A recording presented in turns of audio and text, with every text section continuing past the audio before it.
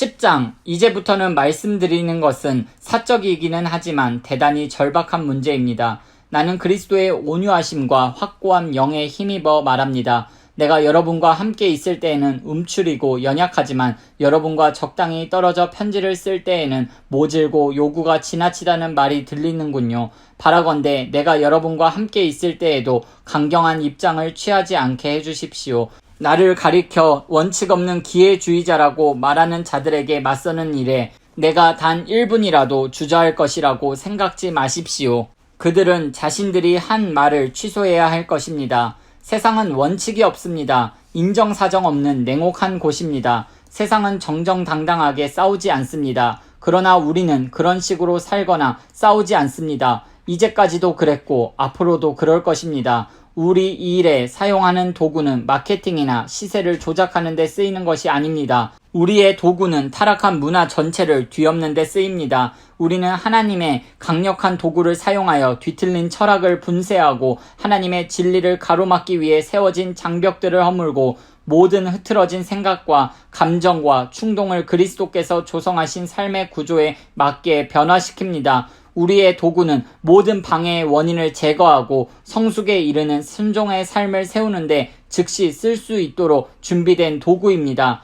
여러분은 명백한 것을 보고 또 보지만 나무는 보면서 숲은 보지 못하고 있습니다. 여러분은 그리스도 편에 서 있는 사람의 분명한 본보기를 구하면서 어찌하여 그리도 성급하게 나를 제쳐놓습니까? 나는 내가 그리스도와 함께 서 있다고 확신합니다. 그러니 나를 믿어주십시오. 여러분은 그리스도께서 나에게 주신 권위를 내가 과장해서 말한다고 생각할지 모르겠으나 나는 내 말을 철회할 생각이 없습니다. 내가 몸을 던져 수고한 것 하나하나는 여러분을 넘어뜨리려는 것이 아니라 여러분을 일으켜 세우려는 것이기 때문입니다. 내가 편지로 여러분을 위협한다는 이 소문은 어찌 된 것입니까?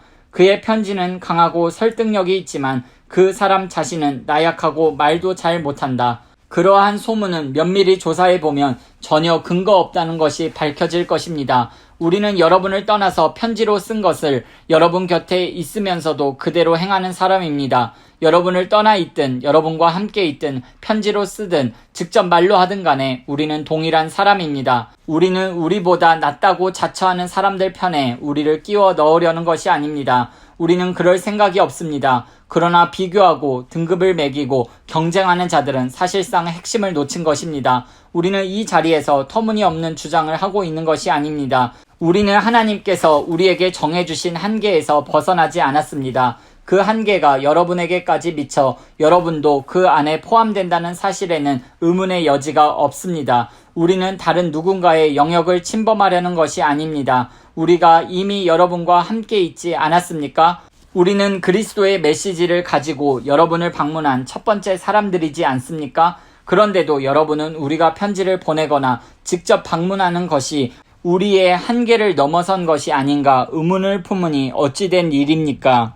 우리는 다른 이들의 적법한 일에 쓸데없이 참견하거나 그들의 직무에 간섭하거나 그들과 똑같은 혜택을 요구하려는 것이 아닙니다. 다만 우리는 여러분의 삶이 믿음 안에서 자라가면서 우리가 확장시키고 있는 일에 여러분이 나름대로 참여하기를 바랄 따름입니다. 우리는 고린도 너머에 있는 지역에 메시지를 전할 때에도 하나님께서 정하신 한계를 넘지 않을 것입니다.